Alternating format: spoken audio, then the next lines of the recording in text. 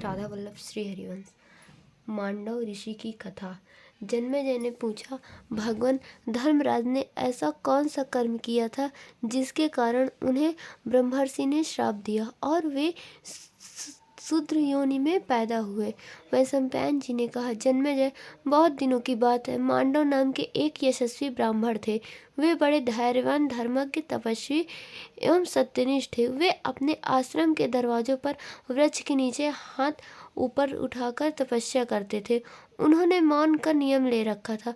बहुत दिनों के बाद एक दिन कुछ लुटेरे लूट का माल लेकर वहां आए। बहुत से सिपाही उनका पीछा कर रहे थे, इसलिए उन्होंने मांडव के आश्रम में लूट का सारा धन रख दिया और वहीं छिप गए। सिपाहियों ने आकर मांडव से पूछा कि लुटेरे किधर से भगे, शीघ्र बतलाइए, हम उनका पीछा करें। मांडव ने उनका कुछ भी उत्तर नहीं दिया। राज कर्मचारियों ने उनके आश्रम की तलाशी ली। उसमें धन और चोर दोनों मिल गए।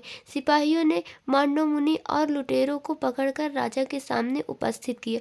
राजा ने विचार करके सबको सूली पर चढ़ाने का दंड दिया। मांडव मुनि सूली पर चढ़ा दिए गए। बहुत दिन बीत जाने पर भी बिना कुछ खाए पिए वे सूली पर बैठे रहे। उनकी मृत्यु नहीं हुई। उन्होंने अपने प्राण छोड़े नहीं। वहीं बहुत से ऋषियों को निमंत्रित किया।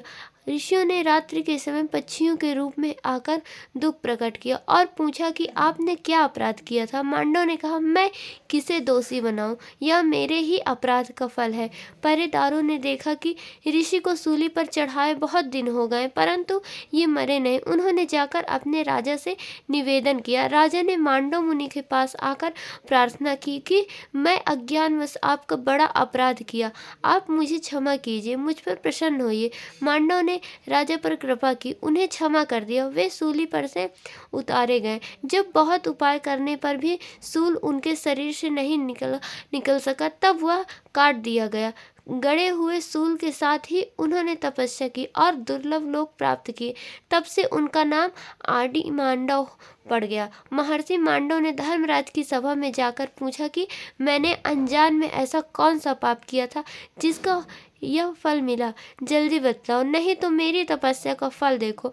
धर्मराज ने कहा, आपने एक छोटे से पतंगे की पूंछ में सींग गड़ा दी थी, उसी का यह फल है। जैसे घोड़े से दान का अनेक गुना फल मिलता है, वैसे ही घोड़े से अधर्म का भी कई गुना फल मिलता है।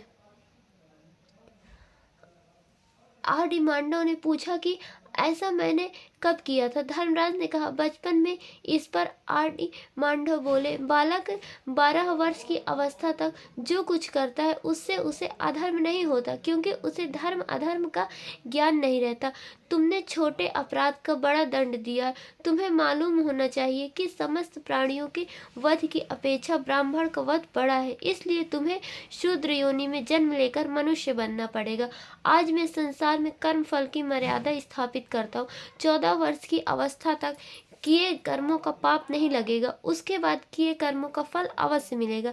इसी अपराध के कारण मांडव ने श्राप दिया और धर्मराज शूद्र योनि में विदुर के रूप में उत्पन्न हुए। वे धर्मशास्त्र और अर्थशास्त्र में बड़े निपुण थे। क्रोध और लोभ तो उन्हें छू तक नहीं गया था। वे बड़े दूरदर्शी, शांति के पक्षपाती और समस्त कुरुवंश के हितैषी थे। राधा वल्लभ श्री हरिवंश।